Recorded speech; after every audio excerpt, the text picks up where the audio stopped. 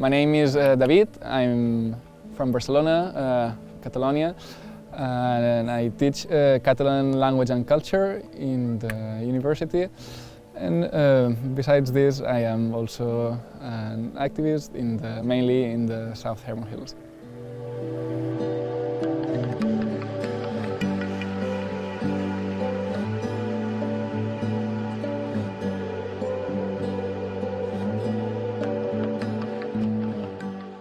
¿Cómo estás? كل تمام. We're going to speak English, not Spanish or Arabic. We welcome you to our show. We're glad to have you and to hear your story. Happy to come as well. First of all, we're curious to know why are you in Palestine and why out of all the countries around the world you chose Palestine, and you've been here for 2 years now. Yes. Why are you staying here? Well, I came mainly to teach Catalan in the university. That was my main occupation, but also among the different places where I could do this, I chose Jerusalem because I'm interested in the political conflict that is going on since many years here, and also to get to know a different society or the country in the Arab world. That was something unknown to me, and that now I still feel attached to it, and I still feel I want to know a bit more about it, and that's what keeps me here so far. Nice. Tell us about the work you do here, and how did you get involved in solidarity movements around the West Bank, and what exactly you do? Well, I'm mainly involved in an organization called TAYUSH, which works both in the South Hermon Hills and also in the Jordan Valley, with the goal of protecting Palestinians who have far lands close to settlements or outposts, and that feel harassed, usually either by the army or by the settlers. We stand with them. If they are shepherds, we go with their sheep. If they are farmers, we go to their lands in order to accompany them. And if there is the army coming or settlers coming, trying to show support and to have a stronger position to stay there, because the whole goal is to kick them out from their lands where usually they are allowed to be, and we want to make sure that this won't happen. We're in Jericho right now, and we are seeing here Bedouins living here. How do you describe Bedouin life to people, and why is it important to protect the nature of their lives? Yeah, I like this question because I like very much this environment, these villages that are so close to Jerusalem, maybe half an hour sometimes or an hour away, and so different from life in the city. Yes. The Bedouin villages are, well, people that have been living here for long, or people that were refugees from the Negev area in the 48 and established here, but they have kept this their way of life, and they usually have I don't find the word in English now, but they say it in Spanish or Arabic. They try to keep their way of living, while then the settlers or the army try to get them rid of here. And it's very difficult for me, or at the beginning it was difficult to understand, like, why in a place like that where there is nothing else, or like there's many kilometers of desert and a so peaceful place, you could face situations that violent. Well, at the end is the struggle for the land, like to kick people who have been living here out, but it's maybe more difficult or more striking to understand than in Jerusalem. Like, of course, it's also super bad, and that is totally unjustified. But Yes. the contrast, I think, in here, it's even higher for me. You've been living here for about 2 years now. To those who've never been to Palestine, and to those who only have a certain stereotype about Palestine and Palestinians, how do you describe life here under occupation, under Israeli occupation? Well, it's very hard. I would describe occupation as a set of people sitting inside a room trying to figure out in which ways they can make life of Palestinians impossible. I think that's the goal, and that's everything that's happening in the West Bank. It comes from this idea, and then it's implemented into different ways. Like, one way to kick people out is, well, demolishing their houses. Yeah. Another way is trying to cut the electricity and the water supplies, which happens as well in these territories. Another way is trying to avoid them having medical treatment, which is something that just happened in the South Hebron Hills, in the firing zone area, where a medical car used to go and to these villages to provide medical assistance, and now just this week this car has been banned for some time to enter there. Yes. So it's all sorts of things that with the goal of making life impossible. And what's the most difficult and challenging thing, in your opinion, that Palestinians face on daily basis?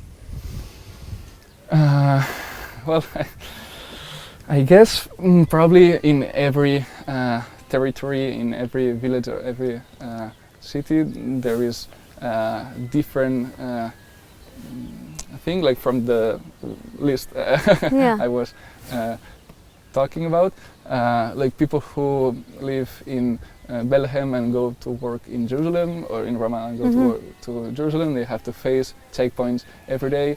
The same in the north, from the ones who work in Tel Aviv. And for them, like waking up at 5 a.m. or even before sometimes to arrive at work at 8 or 9 every day, and spending maybe 2 hours stuck in the checkpoint. It's probably something very hard. Also, when they need to go back in the evening or in the afternoon, like to spend that so much time in trip which is 8, 9, 10 kilometers. So this would be one case. But then for people living in here, they have other issues. They don't commute to Jerusalem. They have to be, or they are threatened by new outposts that physically harass them. So maybe that will be their main problem. So I don't know if I responded to your question. Yeah, of course, but, of course. Of course. I would say every place has its own... its own challenges and difficulties, of course. You came here in 2017. Right. How has living here changed David? And what aspects? That's a good question. Well, it made me be more aware of the situation, more than I was before, because like being in the field gets you to know many more details of the situation. And well, also it was a process of learning how another society works and builds, and it was interesting to me as a person, like undergoing this process. Because from the outside maybe you can have a particular idea of Palestine, but when you are here you see that it's very complex, that it also there are not two sides, Israel and Palestine, but inside Palestine there are also many different views and positions, and get to know and understand the position of each one and what is it motivated for, and with which goals, and what drives people to do what they do, was on this sense, interesting. And when you came here, did you have any cultural shock? You know, moving from the west to the east. Yeah, of course, it's very different. And as I said, I hadn't lived in an Arab country before. I think the shock, or the highest shock I had, was during Ramadan. Okay. Interesting. Because I live in East Jerusalem, and walking back home at 12 a.m. or 1 a.m. at night, and seeing the Salhadin street full of people with plenty of lights, like so much life going on, it was shocking for me. Like usually when I would come back home at 12 p.m. Or 12 a.m. sorry, there would be no one in the street, like completely everyone would be deserted. asleep. Yeah. And like after, because this was in May, I arrived in October, so it was some months that I thought more or less I knew the place, that I could manage out, and suddenly that was so probably what's going on? Why are people staying up all night long? Because during Ramadan, Muslims don't eat during the day, like they fast, and then life starts when the sun has set, because the people go out, they can eat again, so that they have iftar, which is the meal they eat to break the fasting, and there's a lot of life going on during the night, because it's when they can eat. Then during the day the situation reverses, and like most or many people who can sleep, and they wake up later. But like this totally reversed. A month in which life was completely upside down was And when people come back also to their normal life, also it's kind of challenging, because you have to adjust your time, and waking up early again, it's hard. I guess so. Yeah, I haven't done it, but So you live in Jerusalem, and you've been to, I'm sure, Tel Aviv and different cities on the occupied Palestine. How do you compare Palestinian life to Israeli life when it comes to the quality of life? Well, very different. When I'm in the 48, like in these cities you said, living there can be very similar to living maybe in a city in Europe or in the US, with the difference that maybe internationals don't feel so much, but probably Israelis do, that there is a conflict, of course. Maybe you can't say it on your daily life, but most people are aware of it, and somehow or the other they have an opinion and they have concerns. But they can have their daily life, going to work without restrictions, not being harassed at night. They can be at home, and the army or the border police is not going to break into their homes and maybe kidnap some of the kids or the children. They can live much safer, and they have concerns, but of course are lesser concerns than the ones that Palestinians are facing. David, how important it is to have international people in these regions? Well, I think all kinds of support are important, Palestinian, Israeli and international. But if we have internationals, this means that we have people around us that knows us and that will get to know the situation, and if something happens to internationals, it can be a higher problem.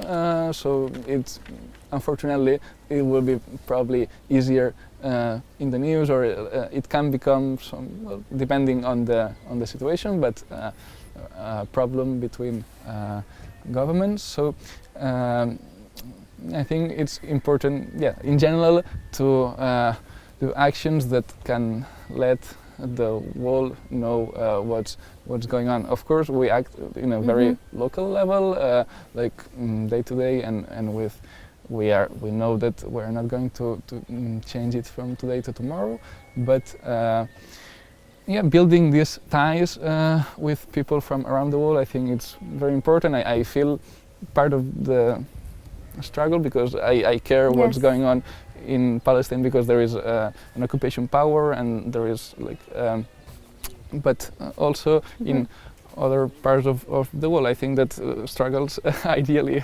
should be united and together, and we should try to think on these terms. And this is. Do you think it will eventually change the public opinion, the international public opinion?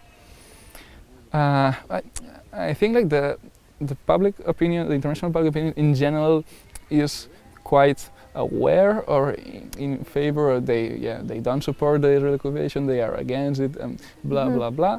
But then when it comes to facts, there are very few, no? And so I think this is what needs to be changed, like implementing the public opinion, like it's there, but something needs to be done, like.